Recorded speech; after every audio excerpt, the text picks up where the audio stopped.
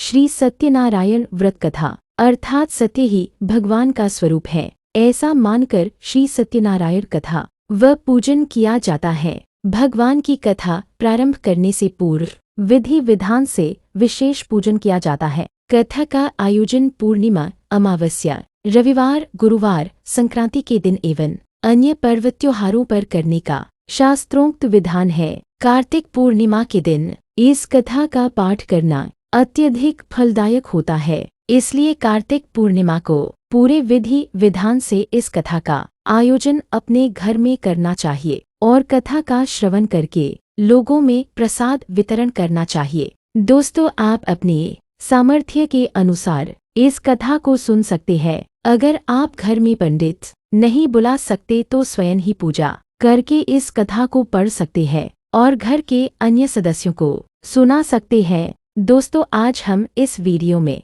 श्री सत्यनारायण भगवान की कथा को सुनेंगे। इस कथा को सुनने के लिए वीडियो में हमारे साथ अंत तक बने रहिएगा, जिससे कि आपको सही और सटीक जानकारी प्राप्त हो पाए। नमस्कार दोस्तों, राधे राधे। आपके हमारे चैनल ज्ञान शास्त्र में आप सभी का स्वागत है। दोस्तों, श्री सत्यनारायण भगवान की कथा में कुल 5 अध्याय है। हम इस वीडियो में सभी अध्यायों को ध्यान से सुनेंगे, जिससे कि श्री सत्यनारायण की पूजा का फल हमें मिल पाए। दोस्तों, कथा शुरू करने से पहले सभी लोग बोलिए श्री सत्यनारायण भगवान की जय। श्री सत्यनारायण कथा प्रथम अध्याय। एक समय की बात है, नैमिषारण्य तीर्थ में शौनकादि 88,000 ऋषियों ने श्री सूत जी से पूछा है, प्रभु, इस कलयुग में वेद विद्या रहित मनुष्यों को प्रभु भक्ति किस प्रकार मिल सकती है तथा उनका उद्धार कैसे होगा?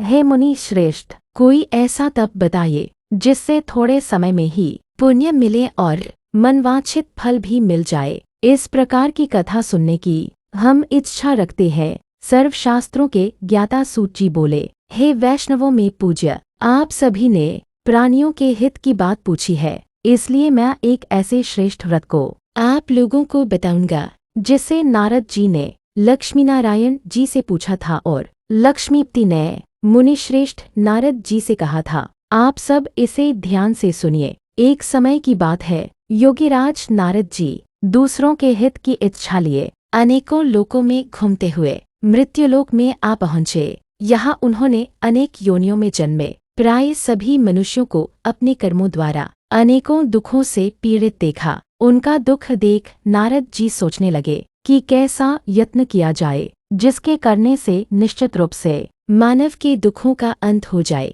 इसी विचार पर मनन करते हुए वह विष्णुलोक में गए। वहाँ वह देवों के ईश भगवान नारायण की स्तुति करने लगे, जिनके हाथों में शंख, चक्र, गदा और पद्म थे, गले में वरमाला पहने हुए थे। स्तुति करते हुए नारद जी बोले, हे भगवान, आप अत्यंत शक्ति से संपन्न हैं। मन तथा वाणी भी आपको नहीं पा सकती है। आपका आदि, मध्य तथा अंत नहीं है। निर्गुण स्वरूप सृष्टि के कारण भक्तों के दुख को दूर करने वाले आपको मेरा नमस्कार है। नारद जी की स्तुति सुन विष्णु भगवान बोले, हे मुनिश्रेष्ठ, आपके मन में क्या बात है? आप किस काम के लिए पधारे हैं? उसे निसंकोच कहो। इस पर नारद मुनि बोले कि मृत्युलोक में अनेक योनियों में जन्मे मनुष्य अपने कर्मों के द्वारा अनेकों दुख से दुखी हो रहे हैं। हे नाथ, आप मुझ पर दया रखते हैं तो बताइए कि वो मनुष्य थोड़े प्रयास से ही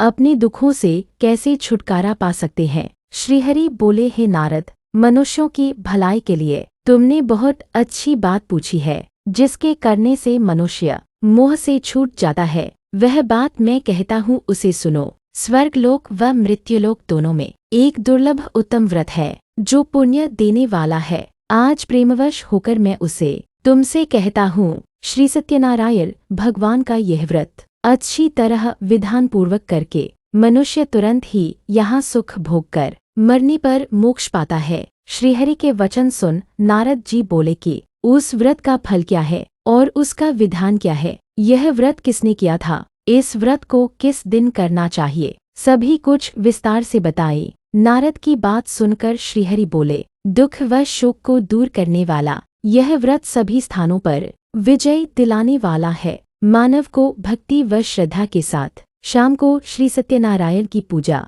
धर्मपरायण होकर ब्राह्मणों व बंधुओं के साथ करनी चाहिए। भक्ति भाव से ही नैवेद्य केले का फल, घी, दूध और गेहूं का आटा सवाया ले। गेहूं के स्थान पर साठी का आटा, शक्कर तथा गुड़ लेकर वह सभी भक्षण योग्य पदार्थों को मिलाकर भगवान का भोग लगाए। ब्राह्मणों सहित बंधु बांधवों को भी भोजन कराए। उसके बाद स्वयं भोजन करे। भजन कीर्तन के साथ भगवान की भक्ति में लीन हो जाए। इस तरह से सत्यनारायण भगवान का यह व्रत करने पर मनुष्य की सारी इच्छाएं निश्चित रूप से पूरी होती है। इस कली काल अर्थात कलयुग में मृत्युलोक में मोक्ष का यही एक सरल उपाय बताया गया है। इति श्री सत्यनारायण व्रत कथा का प्रथम अध्याय संपूर्ण। श्री सत्यनारायण व्रत कथा अध्याय द्वितीय। सूत जी बोले हैं, ऋषियों, जिसने पहले समय में इस व्रत को किया था उसका इतिहास कहता हूँ, ध्यान से सुनो। सुंदर काशीपुरी नगरी में एक अत्यंत निर्धन ब्राह्मण रहता था। भूख प्यास से परेशान वह धरती पर घूमता रहता था। ब्राह्मणों से प्रेम करने वाले भगवान ने एक दिन ब्राह्मण का वेश धारण कर उसके पास जाकर पूछा, हे विप्र, नित्य दुखी होकर तुम पृथ्वी पर क्यों घूमते हो? दीन ब्राह्मण बोला, मैं निर्धन ब्राह्मण हूँ, भिक्षा के लिए धरती पर घूमता हूँ। हे भगवान, यदि आप इसका कोई उपाय जानते हो तो बताइए। वृद्ध ब्राह्मण कहता है कि सत्यनारायण भगवान मनोवांछित फल देने वाले हैं, इसलिए तुम उनका पूजन करो। इसे करने से मनुष्य सभी दुखों से मुक्त हो जाता है। वृद्ध ब्राह्मण बनकर आए सत्यनारायण भगवान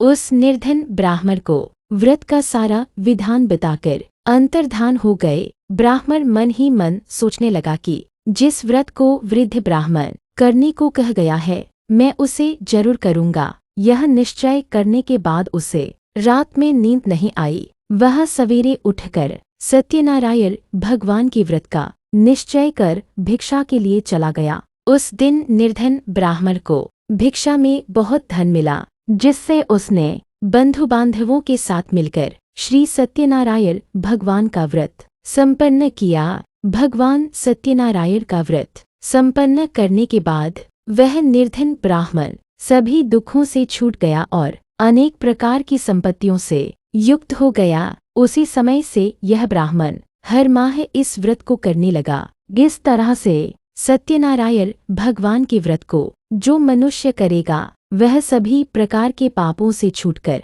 मोक्ष को प्राप्त होगा। जो मनुष्य इस व्रत को करेगा वह भी सभी दुखों से मुक्त हो जाएगा। सूत जी बोले कि इस तरह से नारद जी से नारायण जी का कहा हुआ श्री सत्यनारायण व्रत को मैंने तुमसे कहा। हे विप्र, मैं अब और क्या कहूँ? ऋषि बोले हैं, मुनिवर, संसार में उस विप्र से सुनकर और किस किस ने इस व्रत को किया, हम सब इस बात को सुनना चाहते हैं। इसके लिए हमारे मन में श्रद्धा का भाव है। सूत जी बोले हैं, मुनियों, जिस जिस ने इस व्रत को किया है वह सब सुनो। एक समय वही विप्र धन व ऐश्वर्य के अनुसार अपने बंधु बांधवों के साथ इस व्रत को करने को तैयार हुआ। उसी समय एक लकड़ी बेचने वाला बूढ़ा आदमी आया और लकड़ियां बाहर रखकर अंदर ब्राह्मण के घर में गया। प्यास से दुखी वह लकड़हारा उनको व्रत करते देख विप्र को नमस्कार कर पूछने लगा कि आप यह क्या कर रहे हैं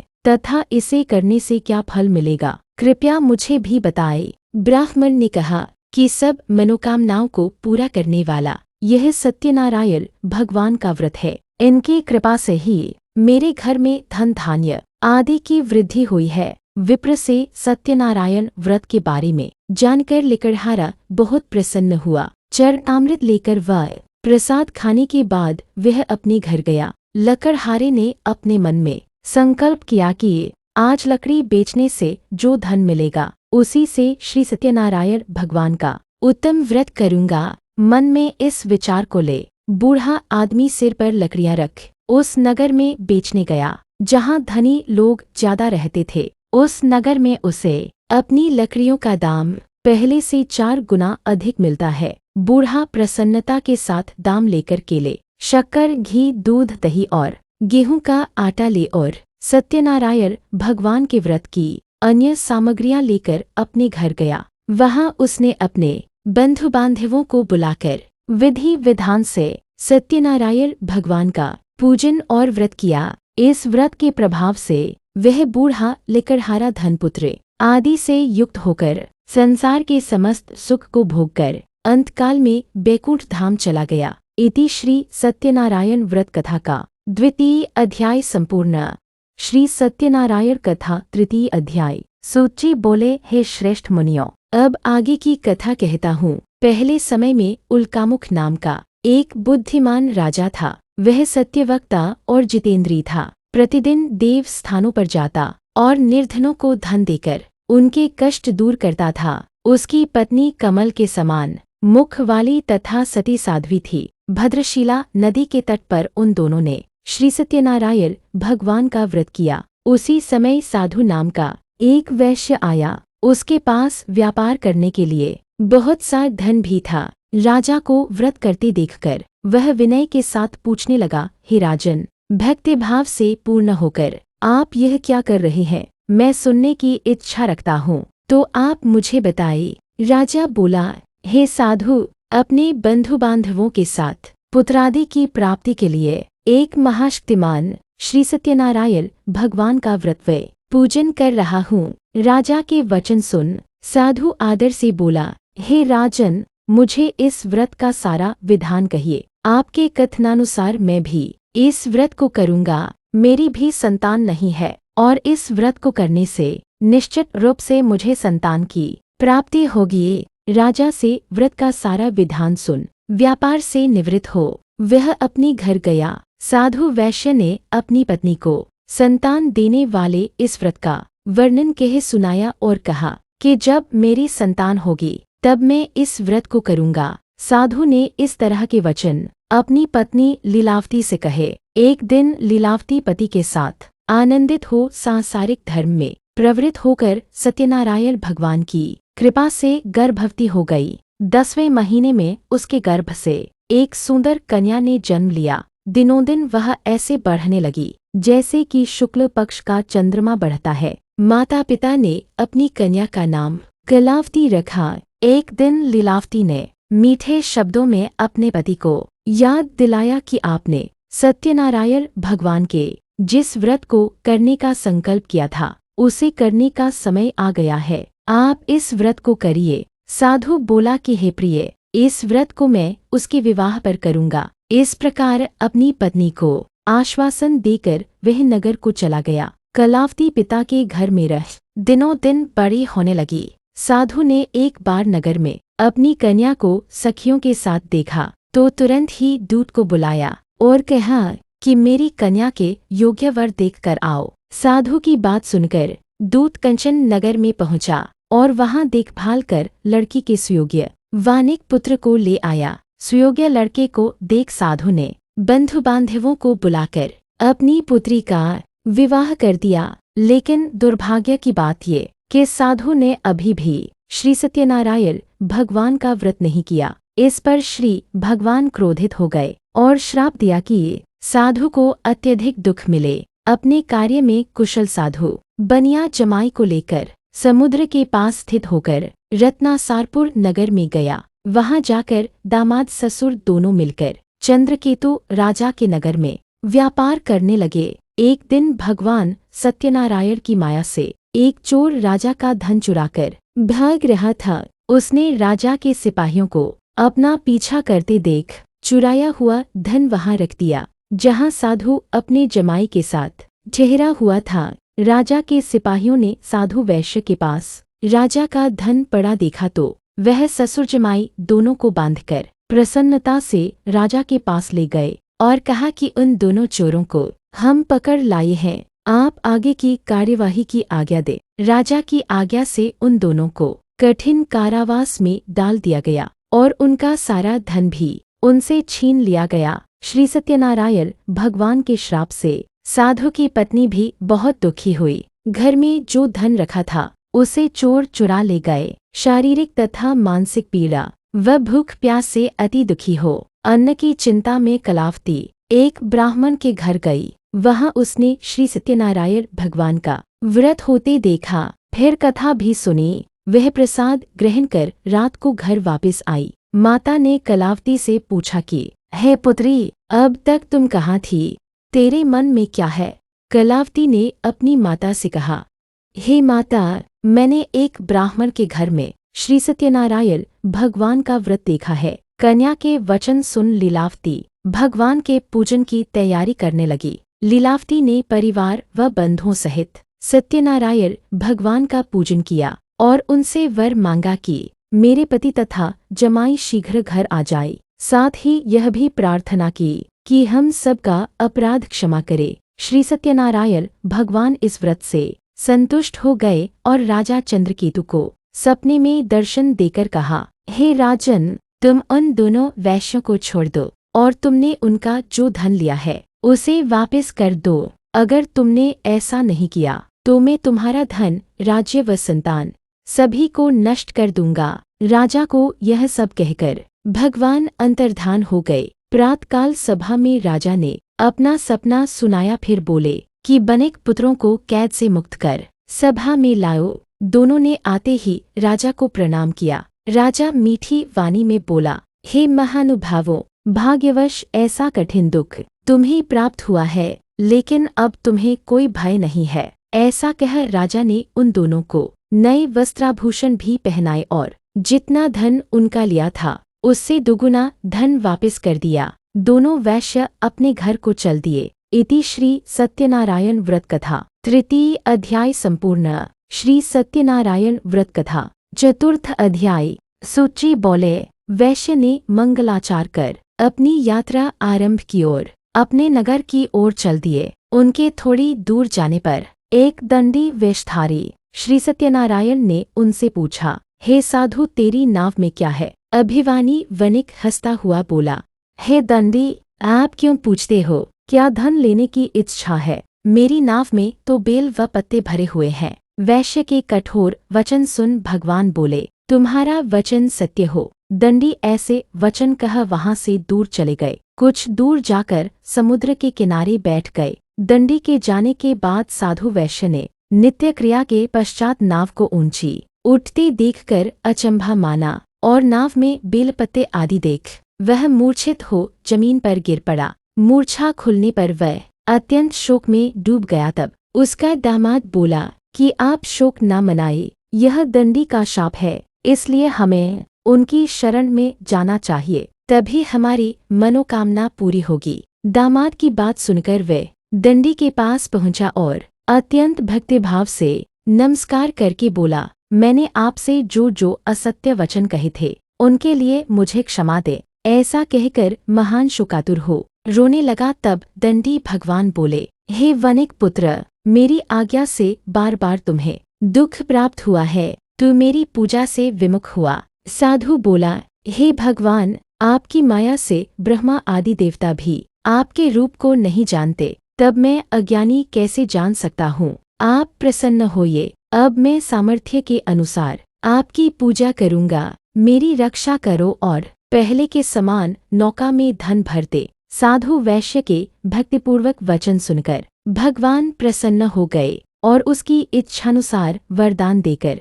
अंतर्धान हो गए। ससुर जमाई जब नाव पर आए तो नाव धन से भरी हुई थी। फिर वही अपने अन्य साथियों के साथ सत्यनारायण भगवान का पूजन कर अपने नगर को चल दिए। जब नगर के नजदीक पहुँचे तो दूत को घर पर खबर करने के लिए भेज दिया। दूत साधु की पत्नी को प्रणाम कर कहता है कि मालिक अपने दामाद सहित नगर के निकट आ गए हैं। दूत की बात सुन साधु की पत्नी लीलावती ने बड़े हर्ष के साथ सत्यनारायण भगवान का पूजन कर अपनी पुत्री कलावती से कहा कि मैं अपने पति के दर्शन को जाती हूँ, तू कार्य पूर्ण कर शीघ्र आजा। माता के ऐसे वचन सुन कलावती जल्दी में प्रसाद छोड़ अपने पति के पास चली गई। प्रसाद की अवज्ञा के कारण श्री सत्यनारायण भगवान रुष्ट हो गए और नाव सहित उसके पति को पानी में डुबो दिया। कलावती अपने पति को वहां न पाकर रोती हुई जमीन पर गिर गई। नौका को डूबा हुआ देख वह कन्या को रोता देख साधु दुखी होकर बोला कि हे प्रभु, मुझसे तथा मेरे परिवार से जो भूल हुई है उसे क्षमा करे। साधु के दीन वचन सुनकर श्री सत्यनारायण भगवान प्रसन्न हो गए और आकाशवाणी हुई, हे साधु, तेरी कन्या मेरे प्रसाद को छोड़कर आई है, इसलिए उसका पति अदृश्य हो गया है। यदि वह घर जाकर प्रसाद खाकर लौटती है तो इसे इसका पति अवश्य मिलेगा। ऐसी आकाशवाणी सुन कलावती घर पहुंचकर प्रसाद ग्रहण करती है और फिर आकर अपने पति के दर्शन करती है। उसके बाद साधु अपने बंधु बांधवों सहित श्री सत्यनारायण भगवान का विधि विधान से पूजन करता है तथा इस लोक में सुख भोग वह अंत में स्वर्ग को जाता है। इति श्री सत्यनारायण व्रत कथा का चतुर्थ अध्याय संपूर्ण। श्री सत्यनारायण कथा पंचम अध्याय। सूची बोले, हे ऋषियों, मैं और भी एक कथा सुनाता हूँ, उसे भी ध्यानपूर्वक सुनो। प्रजापालन में लीन तुंगध्वज नाम का एक राजा था। उसने भी भगवान का प्रसाद त्याग कर बहुत ही दुख सहन किया। एक बार वन में जाकर वन्य पशुओं को मारकर वह बड़ के पेड़ के नीचे आया। वहां उसने ग्वालों को भक्तिभाव से अपने बंधुओं सहित सत्यनारायण भगवान का पूजन करते देखा। अभिमानवश राजा ने उन्हें देखकर भी पूजा स्थान में नहीं गया और न ही उसने भगवान को नमस्कार किया। ग्वालों ने राजा को प्रसाद दिया, लेकिन उसने वह प्रसाद नहीं खाया और प्रसाद को वहीं छोड़ वह अपनी नगर को चला गया। जब वह नगर में पहुंचा तो वहां सब कुछ तहस नहस हुआ पाया तो वह शीघ्र ही समझ गया कि यह सब भगवान ने ही किया है। वह दोबारा ग्वालों के पास पहुंचा और विधिपूर्वक पूजा करके प्रसाद खाया तो श्री सत्यनारायण भगवान की कृपा से सब कुछ पहले जैसा हो गया। दीर्घकाल तक सुख भोगने के बाद मरणोपरांत उसे स्वर्गलोक की प्राप्ति हुई। जो मनुष्य परम दुर्लभ इस व्रत को करेगा तो भगवान सत्यनारायण की अनुकंपा से उसे धन धान्य की प्राप्ति होगी। निर्धन धनी हो जाता है और भयमुक्त हो जीवन जीता है। संतानहीन मनुष्य को संतान सुख मिलता है और सारे मनोरथ पूर्ण होने पर मानव अंतकाल में बैकुंठ धाम को जाता है। सूची बोले, जिन्होंने पहले इस व्रत को किया है, अब उनके दूसरे जन्म की कथा कहता हूँ। वृद्ध शतानंद ब्राह्मण ने सुदामा का जन्म लेकर मोक्ष की प्राप्ति किए। लकड़हारे ने अगले जन्म में निषाद बनकर मोक्ष प्राप्त किया। उल्कामुख नाम का राजा दशरथ होकर बैकुंठ को गए। साधु नाम के वैश्य ने मोरध्वज बनकर अपने पुत्र को आरे से चीरकर मोक्ष पाया। महाराज तुंगध्वज ने स्वयंभू होकर भगवान में भक्तियुक्त हो कर्म कर मोक्ष पाया। इति श्री सत्यनारायण व्रत कथा का पंचम अध्याय संपूर्ण। तो दोस्तों, ये थी श्री सत्यनारायण भगवान की संपूर्ण कथा। आप भी इस कार्तिक पूर्णिमा के दिन इस कथा का श्रवण करें और भगवान विष्णु की कृपा प्राप्त करें। और दोस्तों, कमेंट बॉक्स में जय श्री हरि जरूर लिखिएगा। दोस्तों, वीडियो अगर अच्छी लगे तो लाइक करिएगा, शेयर करिएगा, जिससे कि ये जानकारी अधिकतर लोगों तक पहुंच पाए। और चैनल पर पहली बार आए हैं तो चैनल को सब्सक्राइब करिएगा और बेल आइकन जरूर दबाएगा, जिससे कि ये जानकारी अधिकतर लोगों तक पहुंच पाए। तो मिलते हैं अगली नई वीडियो के साथ। तब तक के लिए राधे राधे।